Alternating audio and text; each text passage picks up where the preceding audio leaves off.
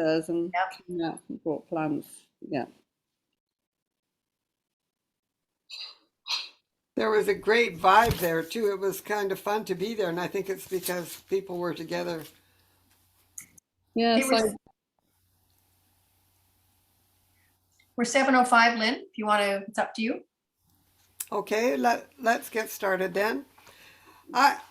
You see that on the shared screen, there's a very important picture there. Our annual general meeting for the Bowen Island Garden Club is Sunday, June the 12th. And this is an extraordinarily important meeting. One, though, it's for the first time going to be held in an open garden, the new meadow garden of Owen Plowman and Doug Elliott. And we're very pleased to be there. And we're going to have a number of activities, but the important one is that we will have to have our annual general meeting. And it's absolutely crucial that we have some more of our members coming forward to volunteer for important positions like the president, the vice president, the director for speakers. And it would be extraordinarily helpful if anyone here tonight, or if you know someone who's a member of the Garden Club who could help out in this. It's crucial for the renewal of the board and the continuation of the Bowen Island Garden Club and the enthusiasm of it. It has a special niche in our community, and I personally believe that it should continue.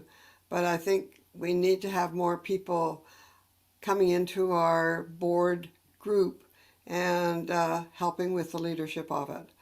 And we need to steer our ship, and that lifeboat that I'm in doesn't look very healthy, actually, in that. And especially I don't do well standing in uneven turf.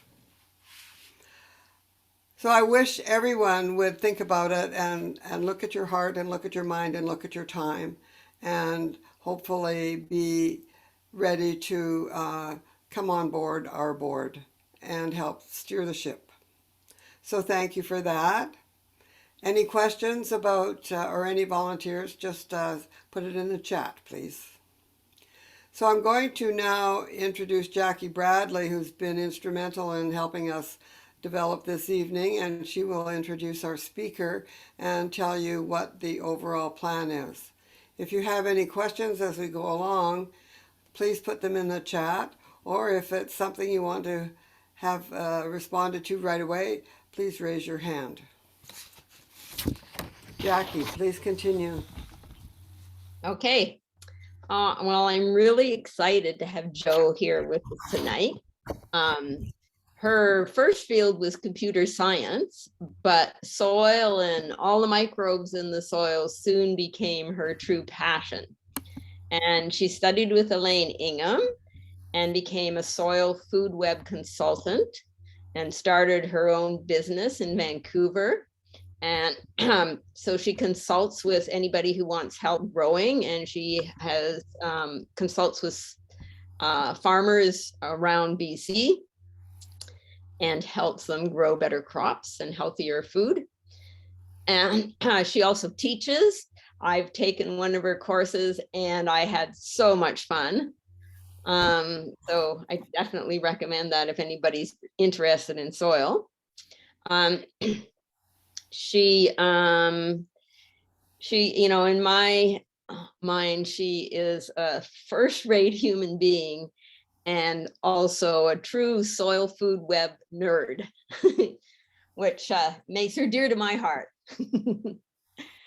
And so tonight she's going to present the 3 different sites on Bowen, and then talk about how they might be remediated.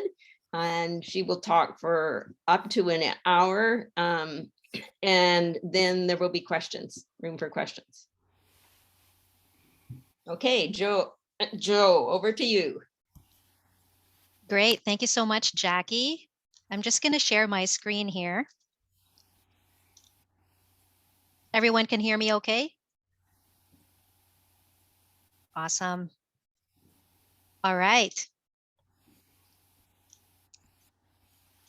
Okay, so thank you for having me here tonight. I like starting my presentations with quotes to set the stage. So here's one that I'd like to share with you all.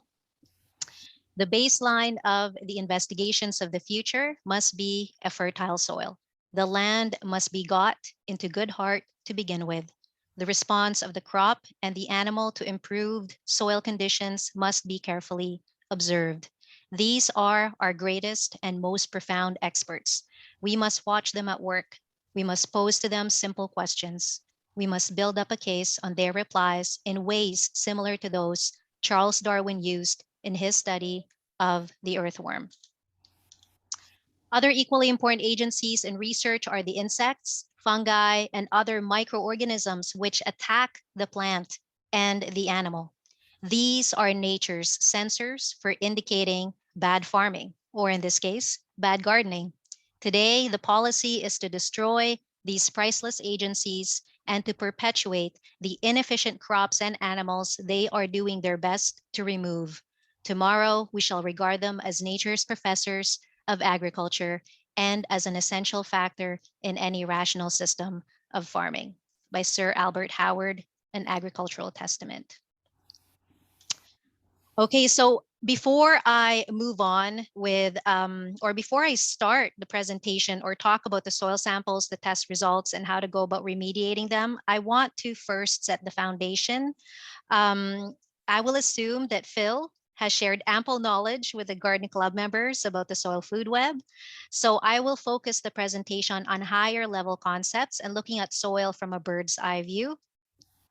So mainly the ecological services that soils provide, how they relate to biological processes, marrying those concepts with the test results from the soil samples I received, and then discussing how to move forward with remediation. So I will try my very best to make those connections. So tonight I'm going to be talking about soil quickly as an ecological system. I'm going to be talking about decomposition and organic matter. What is organic matter, nutrient cycling, and soil aggregates, and then finally, the soil samples that I received from Jackie, Holly, and from John's garden. All right, so let us first define soil. Soil is an ecological system. It is a community of living organisms merged with the non-living components acting as a system. So ecology looks at the relationships and interactions between organisms and their environment. So as a system, soil is made up of solid, liquid, and gas parts.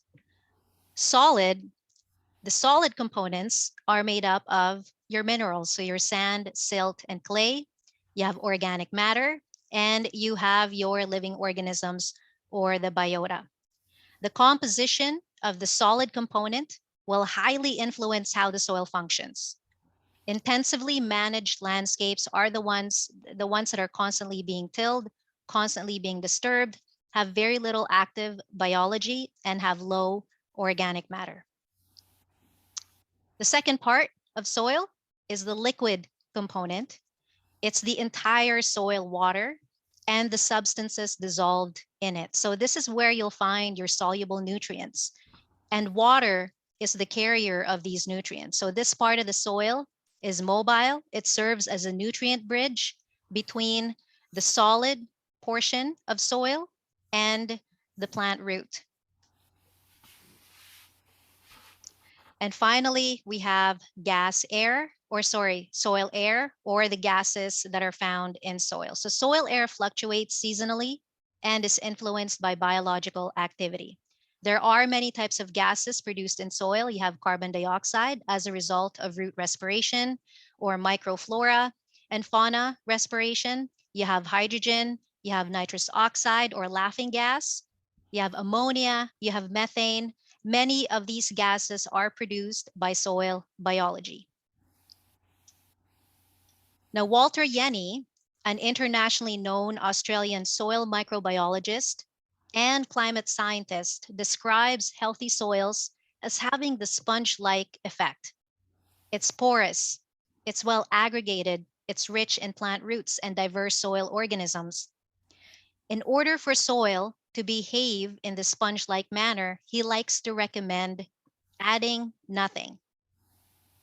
Now, I'm going to throw a question at the group right now. Can anyone guess what he means by adding nothing? I hope it's okay if if you can just unmute yourself and just throw out an answer, and then and just share with us what you think he means by adding nothing. Air. Air. Okay. That's a really good guess. What else can anyone think of?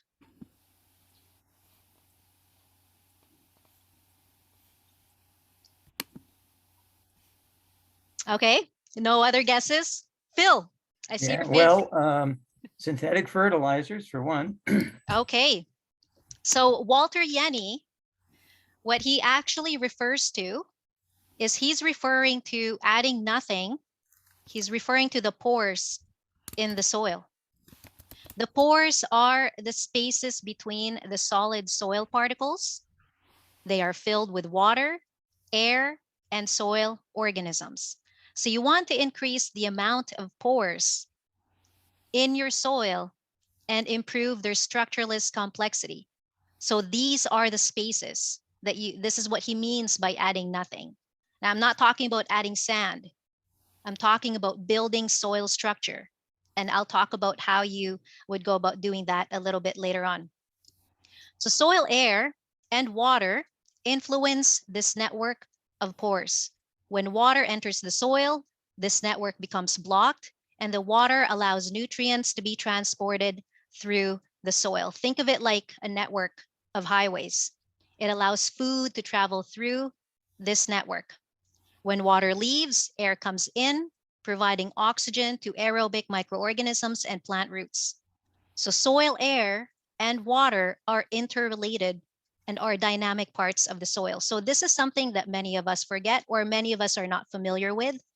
We know that there are minerals like your sand, silts, and clays, organic matter, living organisms, the solid component of your soil. But what we are not familiar with are the 2/3 of what makes up soil. In this case, soil, air, and soil water. Does anyone have any questions so far? Again, I'll check the chat every so often, so maybe I can answer some questions here and there. Okay, so soil is not a static medium. There's a lot going on that we still don't understand. And with ecology, we acknowledge events, the dynamic relationships between diverse fauna, flora, and their interactions with the soil environment. Okay, so decomposition, one of the ecological services in soil. What is it? How does it work? Why is it important? And how can we support this process? So decomposition is the breakdown or disappearance of organic matter. It is a combined effort between soil fauna. So you have your worms, your springtails, your arthropods here working on the plant litter.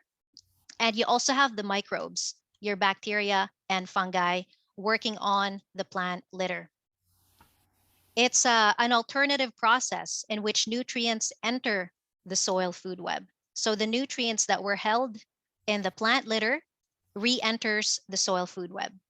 The other means that organisms get nutrients are through plant roots. So nature has backup systems. She manages the cycling of nutrients by having this alternative input. Decomposition fuels the formation of soil structure. So I'll talk about soil aggregation later on and building soil structure. So it's very important for us to understand that plant growth is highly dependent on the process of decomposition. Again, how does it work? The process works when the activities of soil fauna and microbes act on plants or other organic detritus of varying quality constrained by the climate and soil properties. So let's break that down a little bit more. Substrates of varying quality. It's good for us to think about what are the different types of organic matter we're using in our gardens. How are those organic matter material being decomposed? What is the rate of decomposition of the organic matter? Are you using things like alfalfa meals? Are you using easily digestible organic matter? Are you using your concentrated, your NPKs, your bone meals? Are you using fresh plant material? So organic matter can be categorized in three ways. You have your labile organic matter. These are your easily digested material by microbes. So you have your sugars, your starches. Right here, you'll find your manures, your alfalfa meals, your molasses, sugars from plant roots. And then you have your, recalcitrant organic matter. These are the types of organic matter that are harder to digest. So you have your wood chips, you have your straw, you have your corn stalks. And then the intermediate organic matter, these are a mix of labile and recalcitrant. So easy and harder to decompose. So it's a mix of both. So cellulose, which is a major constituent of plant cell walls, belong in this type of organic matter category. They're intermediate in their degradability. So you have substrates, organic matter of varying quality.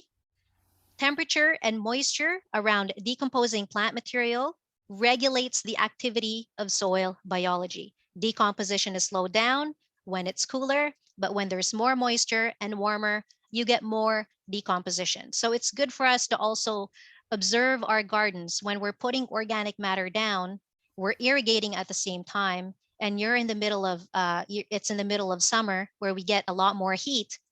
How fast is your organic matter breaking down in your soil? So it's just good to watch.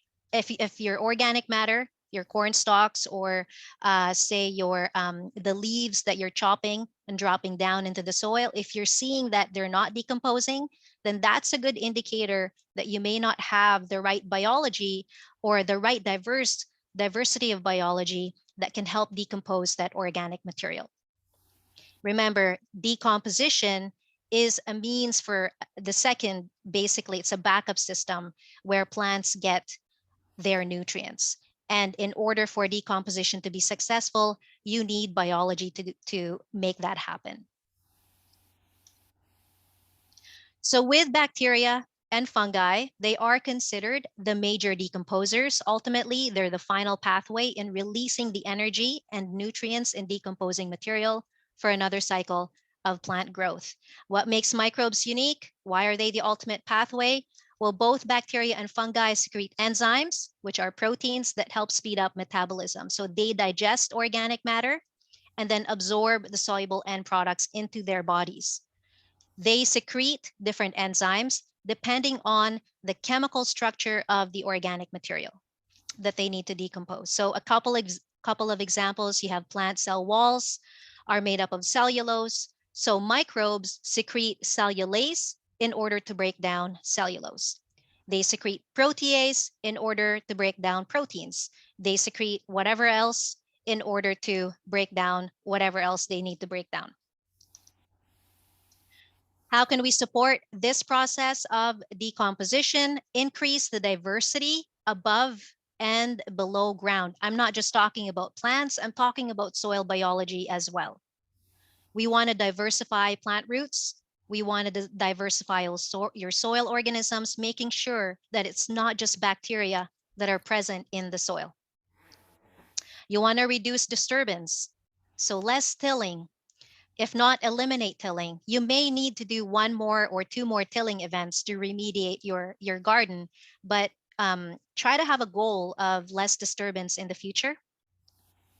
Keep the soil covered throughout the year, whether you're using cover crops in the fall or winter, or mulch.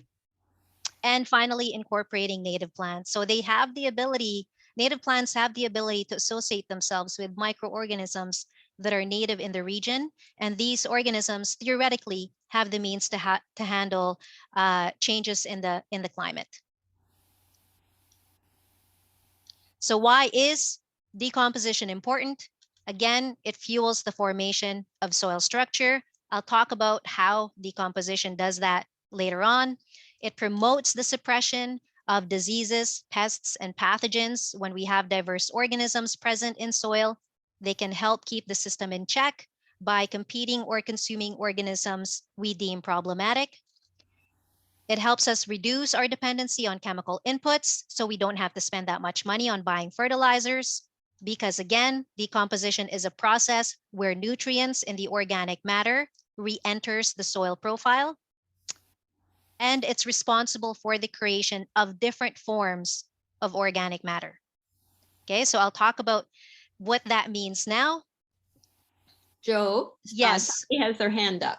Okay, yes. Carol? Yes, I just wanted to know, you said one filling event. What do you define as a filling event? Does that mean like adding tops? What does it mean? Oh, I meant A filling event. I meant tilling event. Sorry, did I say filling? I Oh, meant well, I don't know. What do you mean pilling event then? tilling the soil, turning the soil. Okay. Yeah. Thank you. Okay. Okay. All right. So we can't talk about decomposition without talking about organic matter. What is organic matter?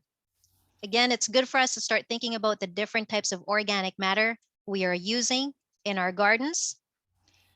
Soil organic matter is the sum of all naturally and thermally altered biologically derived organic materials found in the soil or on the soil surface. So they're largely made up of carbon, and it's any material that originated from living organisms. Soil organic matter consists of a number of components. They vary in physical size, chemical composition, their degree of association with soil minerals. So what does that mean? If that organic matter is chemically held or bonded against the surface of your fine silt fractions and your clay minerals, and the extent of decomposition. What is their state of decomposition? So let's go through this diagram quickly. Earlier, I talked about the different ways in which you can categorize organic matter. You have labile, easy to decompose. You have intermediate, medium in degradability, and you have harder to decompose material. You have the recalcitrant, you have your wood chips and whatnot. In this diagram, it categorizes organic matter between living and non-living organic matter. So on the left-hand side, where you have the living organic matter, here you have living tissues of plant origin. You have microbial biomass, so organic materials that are associated with living soil organisms, microorganisms, sorry. And you have your faunal biomass. These are organic materials associated with living soil animals. So on the living side, here we get plant roots, we get fungi, we get bacteria, we have protozoa, we have arthropods, you have moles, you have earthworms, you have insects as the living component of organic matter, or sorry, category. On the non-living organic matter, you have dissolved organic matter. These are materials in the soil solution. So this type of organic matter can be taken up by plant roots or soil biology. Remember earlier, I was talking about soil water and how soil water, it acts as a bridge between the solid component of the soil because it transports nutrients from the solid fraction to plant roots. That's where you would categorize that material, dissolved organic matter. It can be taken up by plant roots or it can be taken up by another organism. You have particulate organic matter. These are then further broken down into litter, macroorganic matter, and light fraction. So litter, this is what many of us are familiar with. These are organic materials located at the soil surface and devoid of mineral particles. What that means is it hasn't yet been broken down enough that it is, it's not attached to any minerals yet. It's just a living biomass, right? So this is where you'll find your wood chips, your straw, your whatever you're putting down in the soil. Light fraction, that just means that those are just things that are just floating around in the soil. Humus, you have your amorphous organic materials, which are further broken down to non-humic and humic substances. So here we have non-humic, they have identifiable chemical structure. So if you were to try to identify that organic matter, you're going to be able to say, oh, that's a protein. Oh, that's a lignin. That's a amino acid, right? With a humic substance, this is where your humic acids fall in, your fulvic acids, your humans. And then finally, you have your inert organic matter. This is where your biochar comes in, your things that have gone through, the forest fires that we have last year, the organic matter that's left there, that would be considered highly carbonized organic material.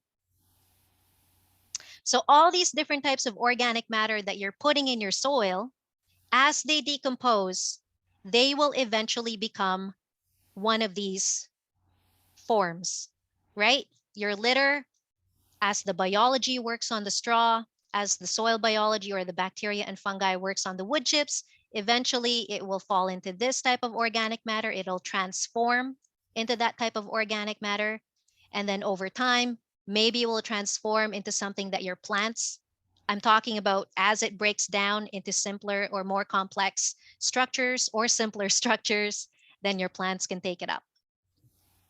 I hope I'm making sense. This is a lot of science for a 7 p.m., 7:30 session. Okay. All right. So the work of biology on organic matter produce soils with a layered structure. The O horizon, this is your litter layer, and the organic layer right below it are the most biologically active layers in the soil because they're largely made up of fresh plant material, right? So whatever material you chop and drop, when you're putting down cardboard, that's where it would be in the soil profile. The A horizon, your uppermost mineral layer, this is where you have your organic material that came from above. This is your layer where you'll find your stable organic matter. So this is your topsoil, the A horizon. This is like your kitchen pantry, right? Or your savings account. It's where you'll find the complex molecules such as your polysaccharides, your proteins, your lignins, your humic acids, oleic acids, etc. This is where all of those things will be stored. So collectively, these two layers are the most functionally important zone as they determine a soil's capacity to respond to environmental stresses and carry out ecosystem functions. So soil organic matter, again, is composed of different components, mostly carbon-based, that differ in their rate of decomposition and turnover times. How long does it take for things to break down and become available to be used again? Now, with the soil chemistry test that Jackie and Holly received, and the number, the organic matter level on that test, which I'll talk about later on, what does that number actually tell us, right? It tells us the amount of organic matter, but does it tell us the type? It doesn't tell us the types of organic matter. What are the different types of structure of organic matter that are present in the soil, right? Are they types of organic matter that are really complex, or are they simple types of organic matter? Where are they at the decomposition stage? Okay, because everything on this left-hand side, again, is eventually going to become anything on this right-hand side, as long as you have soil biology in place to break things down. Okay, so it's important to remember that organic matter has multifaceted roles in soil. It impacts the physical, the chemical, and biological properties of soil. And at the same time, they don't occur in isolation. So this means that when you're adding organic matter, not only does it influence the biological side of soil, say you're adding manures, right? You're adding chicken manure, you're adding cow manure, horse manure. Not only are you adding the microorganisms that you find in that organic matter, not only are you changing the biology in the soil, you're also changing the chemical aspect of the soil as well as the physical properties of soil.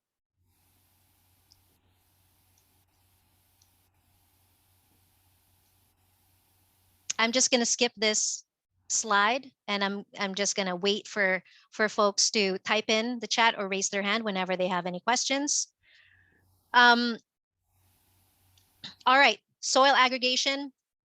I'm going to talk about how you would go about building soil structure in your soil, or structure in your soil.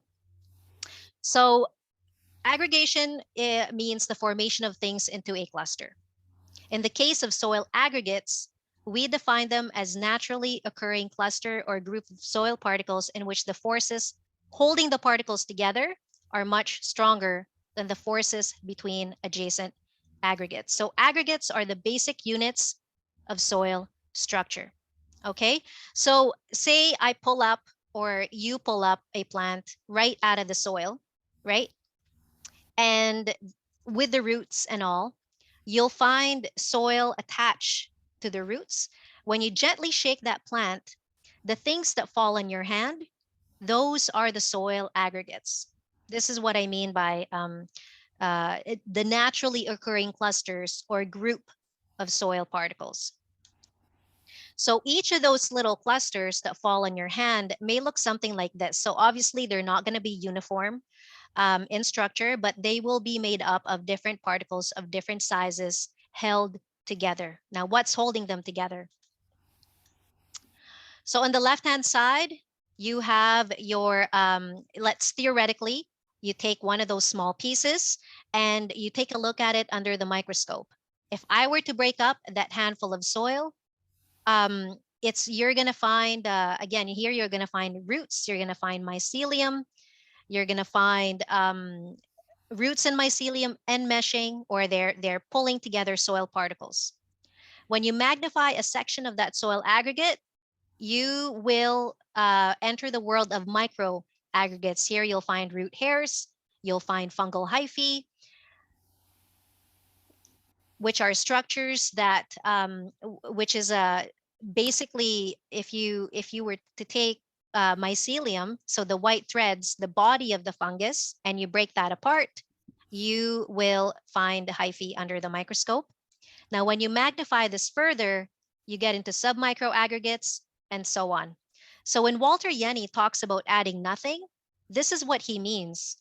He's talking about building these cathedrals, building voids between complex structures in the soil.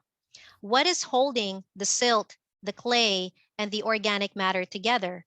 Well, you have biological glues. Bacteria and fungi produce glues that hold these different types of organic matter together.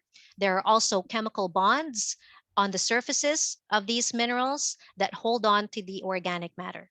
So this is what building soil aggregates mean. And essentially, when you have more and more complex structures in the soil, you are allowing more nutrients to be stored in the soil. You're allowing water to infiltrate quickly, but also allowing water to be held in the soil that will be used in times of drought. Again, why are aggregates important? It stores and supplies organic matter. So if you take a look at the photo on the left, this is what he means. This is what Walter Jenny means by adding spaces. You want to have these complex structures in your soil, and in order to do that, you want to promote decomposition. And decomposition is best done by microorganisms. All right. Quickly, with nutrient cycling. Again, the way we're going to engage with the subject is similar to how we engaged with decomposition. What is nutrient cycling? How does it work? Why is it important? And how can we support this process? Nutrient cycling is the use, movement, and recycling of nutrients in the soil. So you need to restore the process of decomposition in order to promote the process of nutrient cycling. They go hand in hand. In order to make sure that your plants receive the nutrients they need and reduce the amount of inputs that you put in the soil, it's important for you to restore the process of decomposition. How are they intrinsically linked? I hope it's obvious by now. The decomposition of organic matter is essentially the task of microorganisms, your bacteria and fungi. All of the energy stored in organic matter contain nutrients that are released by microorganisms as part of decomposition. Some of it is stored, and some of those nutrients are supplied back into the system. How does nutrient cycling work? Here's a very simple example. This is just one of many examples that are out there on how nutrient cycling works with soil biology. You start with plants, right? Plants, they release carbon from their roots as part of photosynthesis. So this is called rhizodeposition. I didn't talk about root deposits in this session, hopefully sometime in the future or maybe later on. So the carbon that plants release from their roots stimulate the growth of bacteria. So you have root deposits feeding a bunch of different types of bacteria. From the stimulation of bacteria, you'll also get predators that feed on them. So these are your protozoas, these are your nematodes. So you have your flagellates, you have your amoeba, potentially ciliates, and also your bacterial feeding nematodes. Assuming that these organisms are in your soil, right? So some soils will just have bacteria mostly and not enough of these organisms. But let's just pretend that the soil that we're looking at has enough predators to feed on the bacteria. So when the predators feed on bacteria, they poop out what their bodies don't need, and whatever they poop out become nutrients in plant available form. So that becomes your poop cycle. So an example is nitrate, the form of nitrogen that a lot of our vegetables need. That's one of the nutrients that are basically released by predator-prey interactions. So if a nematode feeds on a bacteria, they will release nitrate as part of that process. And that nitrate can either be pulled by a microorganism or it can be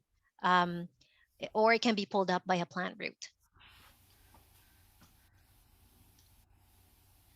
Okay, so before I move on to sample tests, does anyone have any questions? That was a lot of theory in 15 to 20 minutes, heavy scientific stuff. And now I'm going to move on to the site, the soil samples and whatnot. Anyone have any questions so far? Anything that didn't make sense?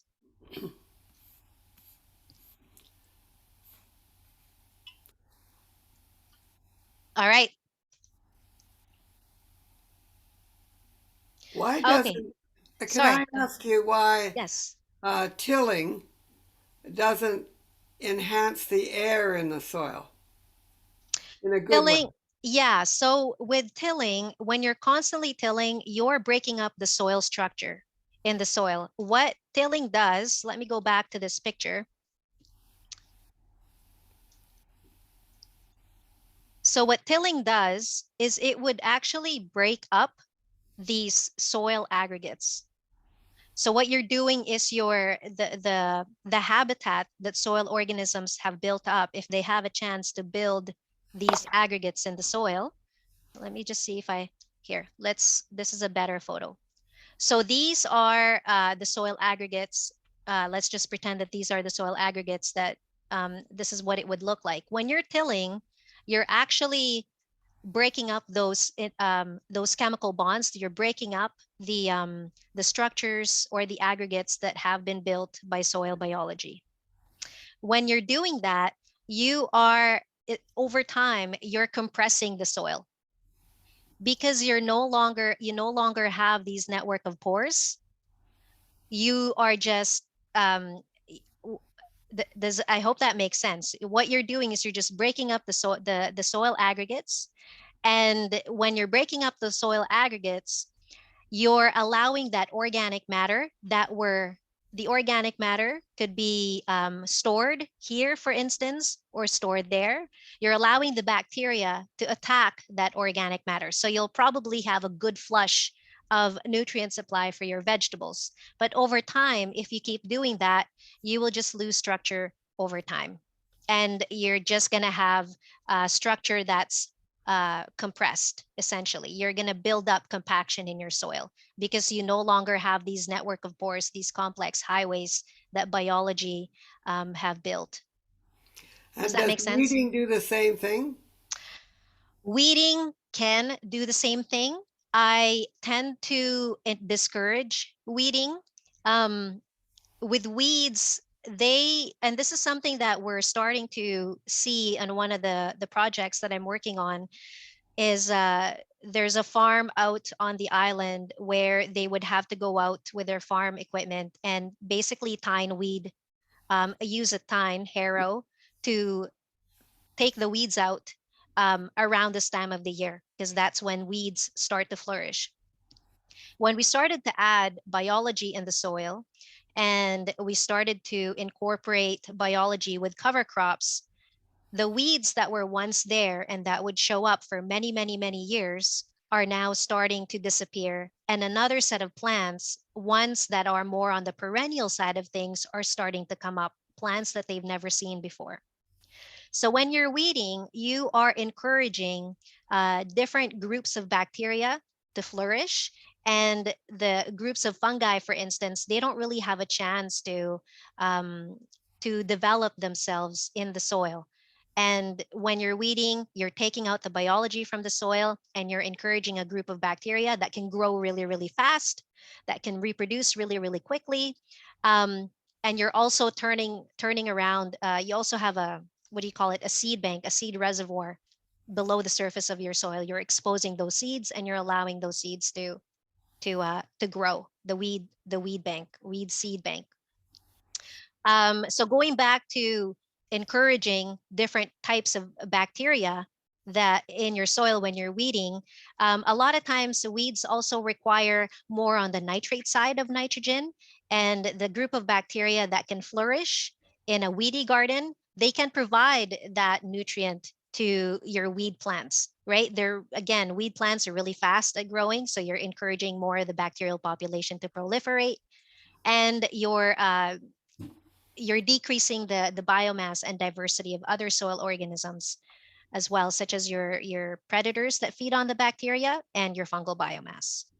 That was a long-winded answer. I'm really sorry. Well, partly one of the questions in the chat is, and you've alluded to that, at what point the fungi come in? The fungi come in when things are not disturbed so much, right? It takes a little bit more time for fungi to develop in the soil.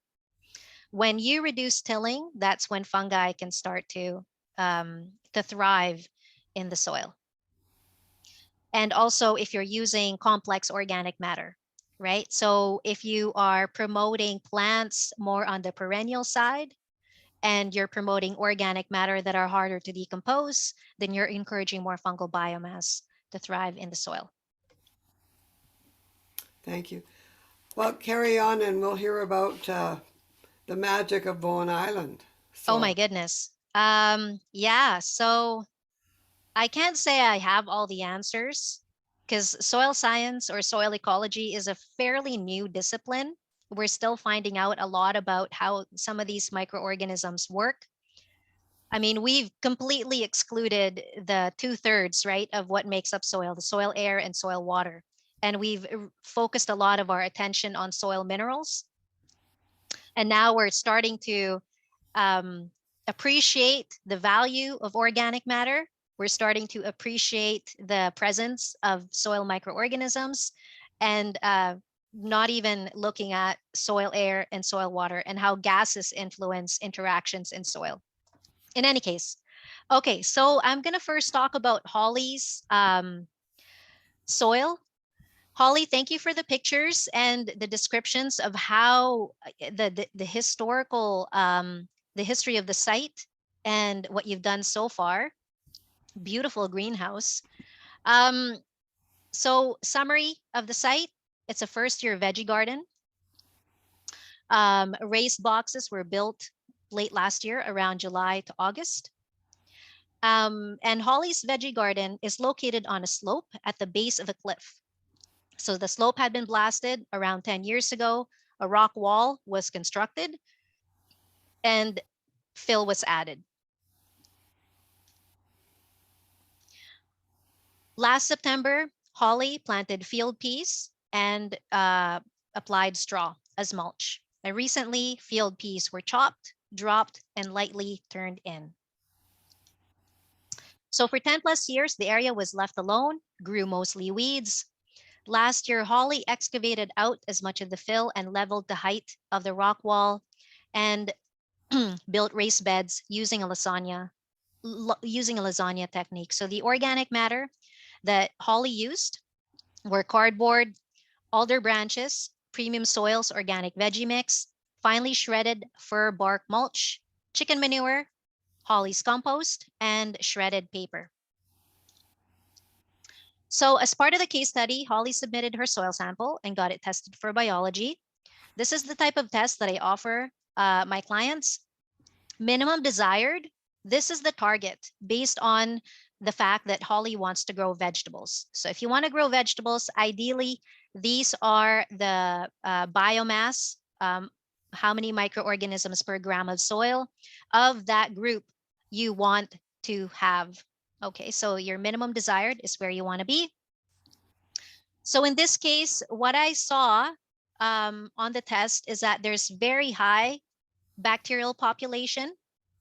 It can either be a result of the organic matter that was used. So chicken manure is very high in bacteria. Or turning in the field peas as well could encourage, it could have a really good boost of the bacterial population, because when you're turning things in, you're breaking up the structure and you're exposing the surfaces of that organic matter and allowing the bacteria to consume the surface of that organic matter. In general, though, Holly's biological community is great. So I think, Holly, keep doing what you're doing.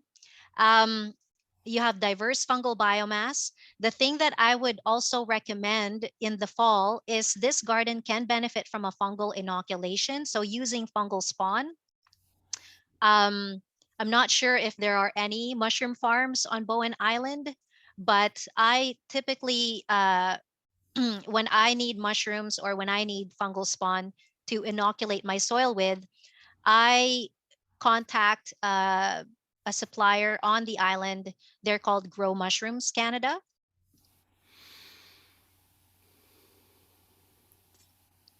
Holly's garden, very good. It has very good biomass of both flagellates and amoeba. These groups of organisms, they consume bacteria mostly. Some types of amoeba feed on other amoeba. I wouldn't be surprised if some amoeba feed on flagellates as well. So really good population there. The ciliates here, acceptable. I would recommend broad forking in the late fall, just to allow more of an air exchange, right? Ciliates are indicative of anaerobic spots in the garden. That doesn't mean it's necessarily a bad thing, but their presence, there were quite a few ciliates that just, to me, it just means that there are probably areas that are a little bit waterlogged, and that air is unable to go through those areas. So broad forking will increase the air exchange between the soil surface or below, even below the organic matter layer. Broad fork that deep, because I know you mentioned it's 8 to 10 inches deep now. And when you're broad forking, and a lot of broad forks, I think they go down to a foot. I would highly recommend doing that in the fall, so you get more of that soil air and atmospheric air exchange. Could you explain what broad forking is? Yeah, for sure. So I think it's best for me to show you what it looks like, what the instrument looks like, instead of me having to explain. Let's see here. So a broad fork is essentially this, here, I'll show you what. So here is a broad fork. Can everyone see my screen here? Yes. Okay, great. So it's got these tines at the bottom. I'm just pulling up the image here really quickly. So this is what it looks like. You hold on. These are handles on these long wooden things. They're handles. These are basically the teeth or the tines. You step on the bar that the tines are connected to. You push that the tool down, and what you do is you pull the instrument towards you, and then you're just lifting up the soil. You're not turning it over. What you're doing is you're just lifting it up, and then you take out the broad fork, and then you do it again, maybe like, I don't know, 6 inches, 6 inches apart. Does that make sense? So you just poke the ground and you just pull it back, and then it lifts it up. It creates holes in the soil, and then you lift up the broad fork and you do that again. Joe? Yeah. We have a broad fork at the Grafton Commons and would be happy to lend it. Oh, perfect. There you go. And Jackie can demonstrate, right, Jackie? Yes. I'm volunteering. So here. Joe, Yes. Joe, this is Holly speaking. I have Hi. a question. Right now, I'm actually getting quite a few mushrooms popping up around the Perfect. garden. Yes, So just leave them? absolutely. Just leave them. Those mushrooms are doing their job at decomposing your cardboard, the shredded fir bark mulch that you've added. Hopefully they can reach the alder branches, but I don't know if they can yet. I think it's quite deep. I would be even curious to sort of just dig around the stem of the mushroom and see how deep the threads go. Okay, and see how deep down the bed. So just use 1 or 2 as your experiment. And what are they feeding on? What are the threads attaching to? Right? Have they found the bark mulch, for instance? Are they attaching mostly to the bark mulch? So that would be an interesting experiment. But yeah, totally leave them Thank you. alone. Yeah, no worries, Holly. You have a very good population of bacterial feeders as well. So there were at least 3 different species of bacterial feeding nematodes that were observed. This group of nematodes feed on bacteria.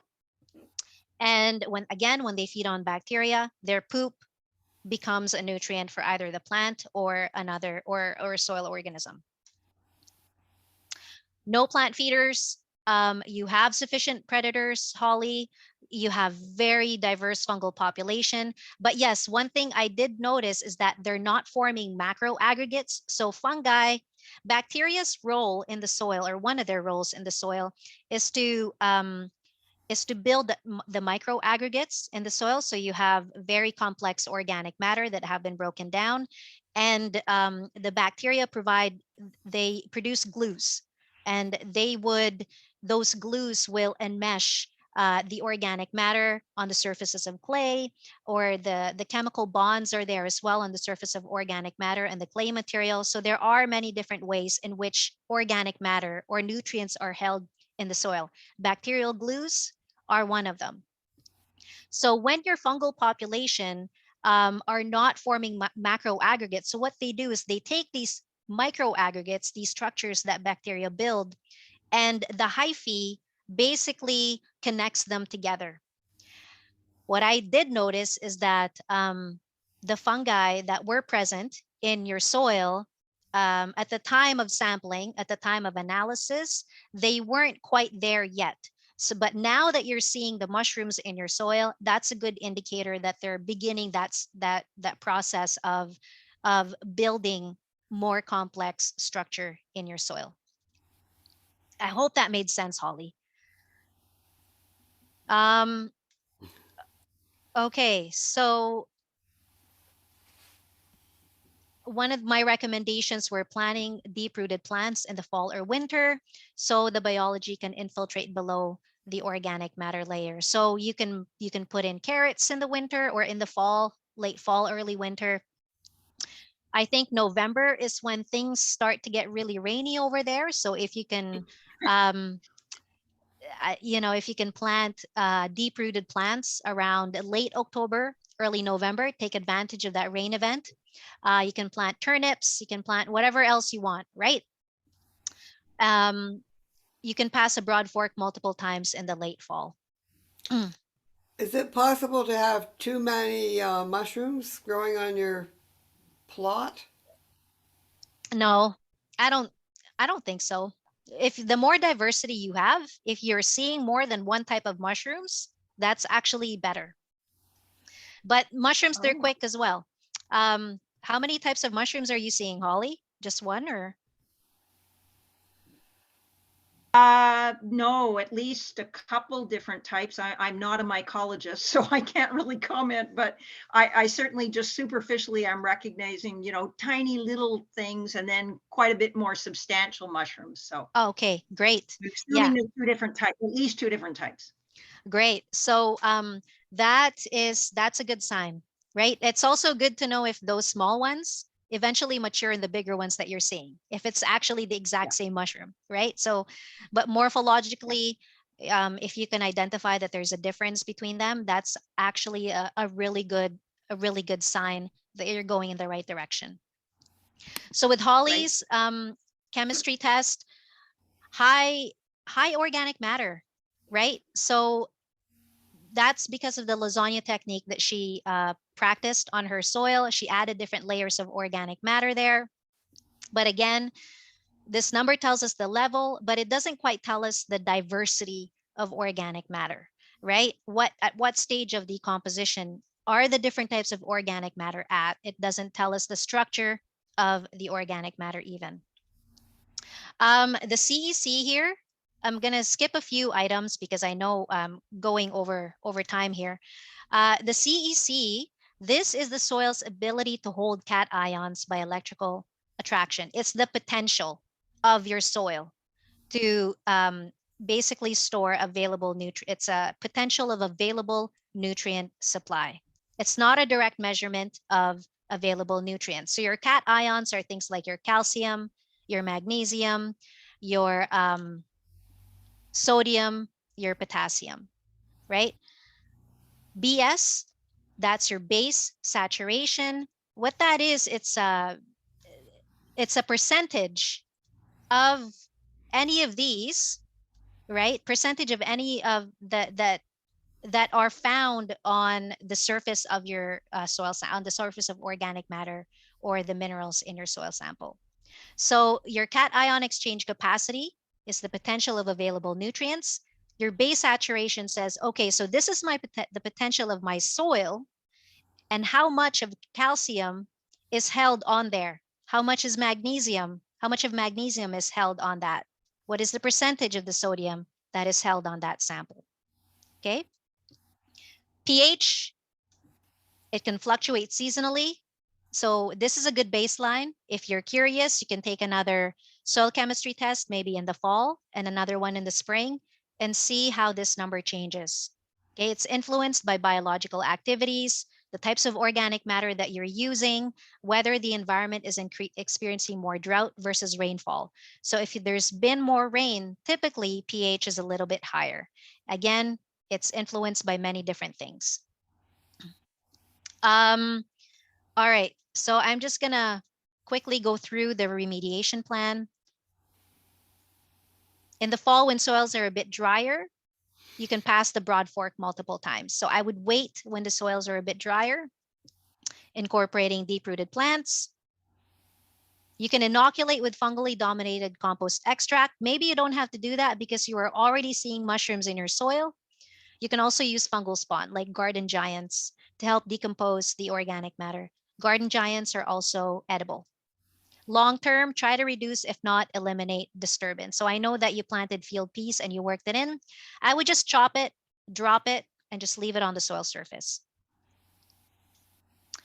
Okay, Grafton, it's a field for at least 2 decades. The plants that grow here are different types of field plants, clover, dandelions. Soil is sandy with a good selection of rocks. Goals, the crew, they want to put up a greenhouse and also plant vegetables in the soil. With Grafton, you have very little, the soil has very little fungal biomass. It has poor fungal activity, bacterially dominated, and very poor on the predatory groups, so your protozoas and your bacterial feeding nematodes. For this area, I also performed a comprehensive nematode analysis, which looks at a more detailed analysis of the nematode community in soil. So the testing takes about 3 days. Nematodes are good. They're biological indicators of soil structure. They travel in water films, especially the beneficial ones. So they need pore spaces, right? So when if you're constantly disturbing your soil and you're breaking up the soil aggregates, those pore spaces are going to become smaller and smaller and smaller and simpler and simpler. You're basically compressing the soil particles together. Beneficial nematodes need space in order to move around. So highly discourage tilling. In Grafton, there's very poor bacterial feeding nematodes. A lot of the fungal feeders that were present may also feed on plant parts. So there are types of nematodes that feed on fungi, and their secondary diet are plant parts. And the plant feeding nematodes make up a third of the population, or 30% of the population. There were actually 3 different species of root feeding nematodes that were found in the sample. So nematodes that feed on the roots cause above ground symptoms that are similar to those resulting from many kinds of root injury.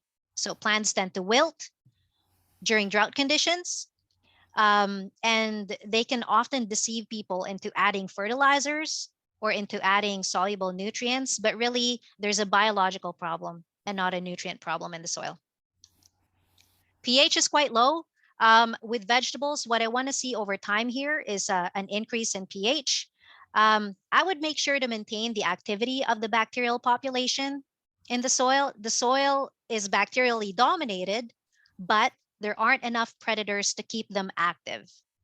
We want them to start creating those glues, which will alter the pH to be more on the neutral side. So you'll need to find a source of an inoculant that can improve the predatory side of the biological community so that they can start feeding on the bacteria. When they feed on the bacteria, it's going to keep the bacteria active. You will see a change in pH. Organic matter, it's on the normal side, but again, we don't know if organic matter is actually actively being consumed, right? So if the bacteria are present, but they're not actually active, which could mean that they're not, I'm assuming here, theoretically, when the predators aren't in place, the bacterial population, they're not going to be as active. Is the organic matter actually being decomposed? You may have sufficient organic matter, but is it actually being used by plants? Cation exchange capacity, the potential of the soil to hold the nutrient supply much lower compared to Holly's garden. Let's see. So remediation plan. Jackie and I, we talked about this earlier. Broad forking, multiple passes of broad forking. Applying compost extract that contains bacterial predators. I would even add some kelp, some alfalfa, if you dilute it in the extract as a microbial food in the extract. So you make your extract, add a little bit of kelp, follow the recommendations, add a little bit of alfalfa. Now, these are organic sources of food, and they are also going to support the bacterial community and the predators because you're reactivating the bacterial community. And hopefully they will have sufficient food in the soil to keep them alive, right? I would apply at minimum 3 times every 7 to 10 days, your compost extract. Now with your extract, you have to make sure that you have the right type of compost that contains these organisms. And I think you already have that, which is your premium soils. Allow plants to grow in the area. You can absolutely just leave them alone. Let the plants do their thing. Watch how they grow. Watch the different types of plants that start to pop up. In the summer, if you're keen, you could do another biological test. I would recommend the comprehensive nematode analysis just to see if you're seeing a difference in your nematode community from spring to summer. So after you do your testing, or sorry, your treatments, do another test if you like. In the fall, mow the plants and leave the plant material on the surface of the soil. Again, broad fork. So after you mow, you can broad fork. So when you're broad forking, you're even allowing some of that plant material to go down in the deeper layers of your soil. Again, apply your compost extract. So basically repeat the same treatment as you did in the spring, if you are doing the treatment, and then cover plant seeds, whatever you like to use. You can even, if you have enough compost, top dress with compost and then plant your cover plants. And then next spring, if you're keen, do another chemical test. If you have the budget, do another biological test. It's totally up to you, just to see even the cation exchange capacity that should theoretically change in your chemistry test after you do all these treatments. Because when you're increasing organic matter, when you're increasing biology, you're increasing the potential of available nutrient supply in your soil. Your organic matter and your fine silt and clay fractions, they have negative charges on the surface. So your CEC, that's what your CEC is. It attracts the positively charged particles, and you should have a higher CSE compared to what you have this spring. John's, unfortunately, John was unavailable, but I did get photos from Holly of his garden. This is where the area where Holly took the samples from.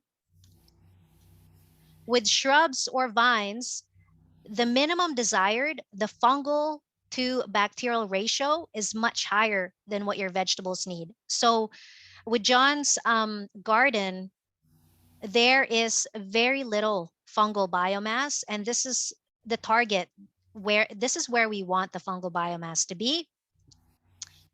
Bacterial population is very high. Again, with the average diameter of less than 2.5 micrometer for the fungal hyphae, to me that indicates that they're just struggling. The fungal population is there, there's a little bit of them there, but they're not able to thrive. They can't compete with the bacteria. Maybe they just don't have enough food in the soil. The predatory population, the things that eat the bacteria and the fungi, very low in general.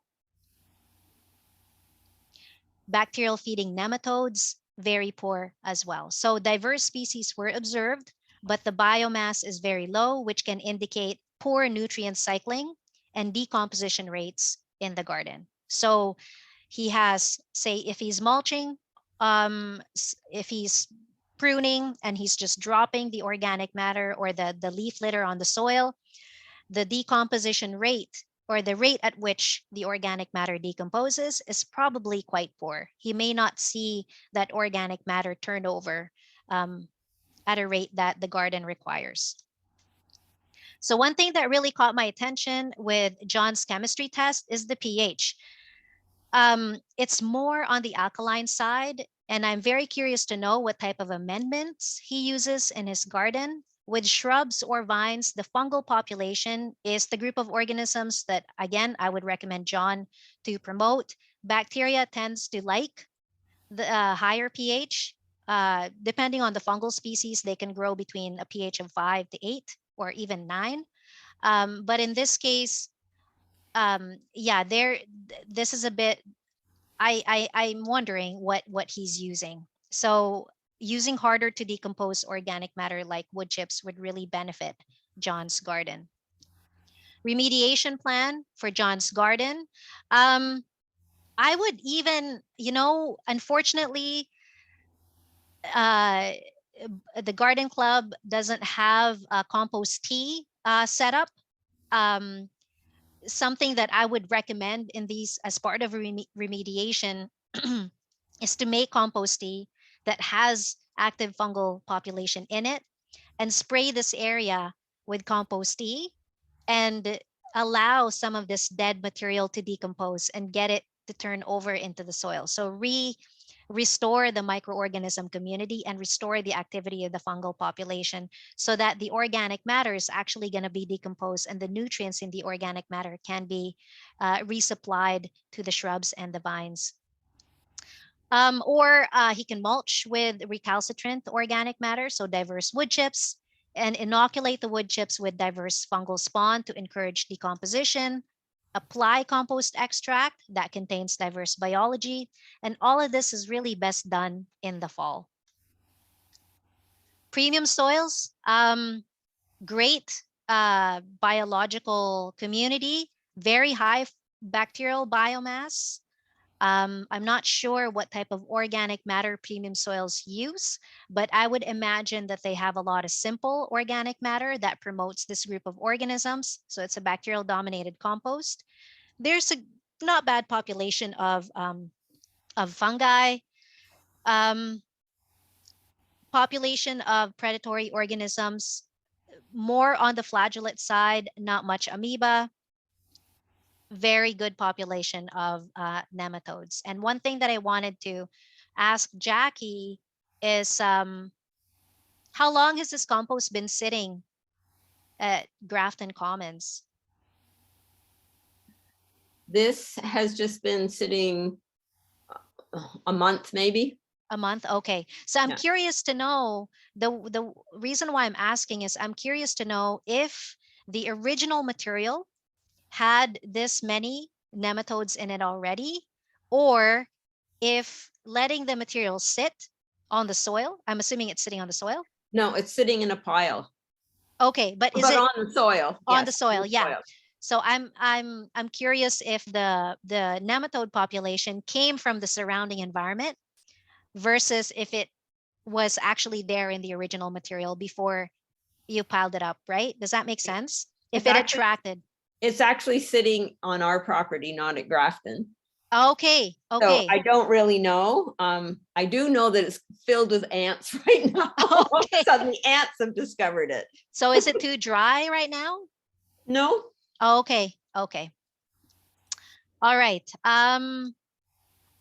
So everyone also performed a texture by feel procedure. All results came back a sandy loam. So with sandy loam, root growth are not restricted but they're highly susceptible to mechanical compaction. The soil is capable of draining excess water, but cannot hold significant amount of water or nutrients. Again, this is where it's necessary for you to improve the organic matter because of the soil texture that you're working with. And so what Holly is doing, it's great. She is encouraging diverse organic material. But I would also, yeah, I mean, it's keep doing what you're doing, Holly. With Grafton Commons, it could certainly benefit from premium soils and other types of compost extract where you have different sets of predatory organisms in the extract.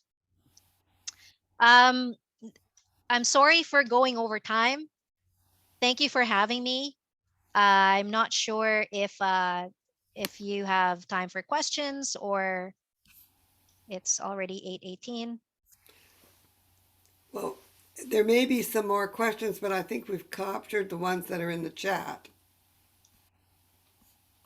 Thank you. Okay, you're welcome. Does anyone have any questions they wish to raise? Put up your hand.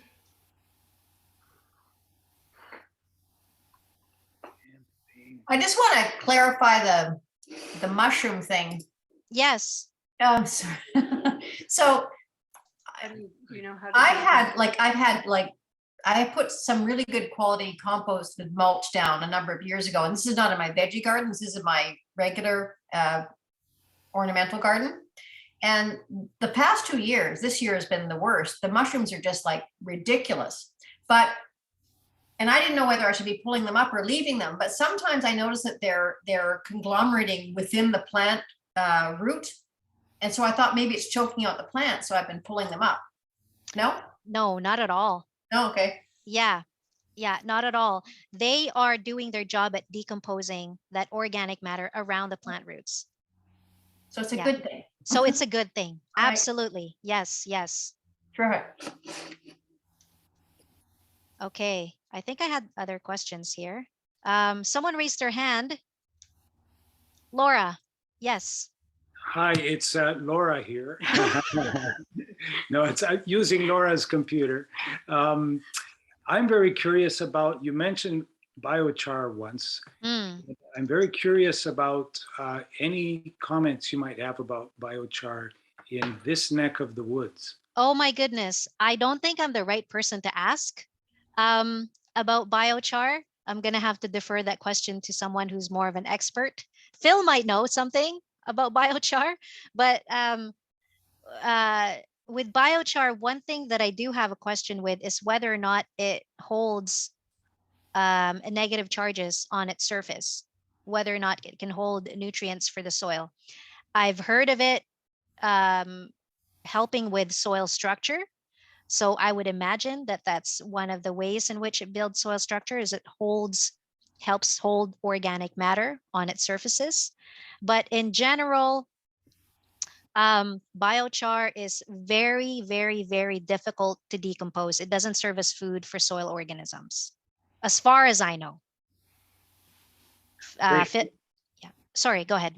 I appreciate this, the feedback. I've heard it's, quite beneficial in some situations, not so much maybe in this part of the world. Mm. Always curious about hearing other people's experiences or anecdotes about it. So thank you. Yeah, you're welcome. Sorry, that wasn't helpful. It's okay. All right, Holly. Yes. Oh, I think you're muted, Holly. My apologies. So if you have weeds popping up in your garden, yeah, and I do right now, is one to just leave them? What does one do? I would typically I would recommend catching them before they flower or before they set seed, so you can snip them.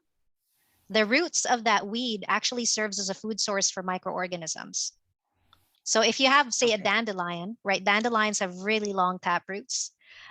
You could, if you don't want any more dandelion, you can let it flower because bees love dandelion, but catch it before it sets seed, and then you can snip the above ground part of the plant to reduce the seed bank in your soil if you want. Okay, thank you. You're welcome. It's more manageable on gardens to do that. Larger scale farming, it's really hard to manage weeds. But again, I'm seeing, and this is anecdotal on the client side, they are seeing a succession in plant communities as they improve their soil structure. So they're adding more biology using their own compost, and they're seeing, say, corn spurry and smartweed were prevalent in their neck of the woods, and they haven't seen it pop up. It keeps popping up for many, many years. And then last year was the first year where they're like, where did all the weeds go? We've always had to battle corn spurry and smartweed, and they've never seen it appear since we started working together. It's all anecdotal, but at least they're seeing a difference. And now they're sending me pictures of, now I'm seeing this plant.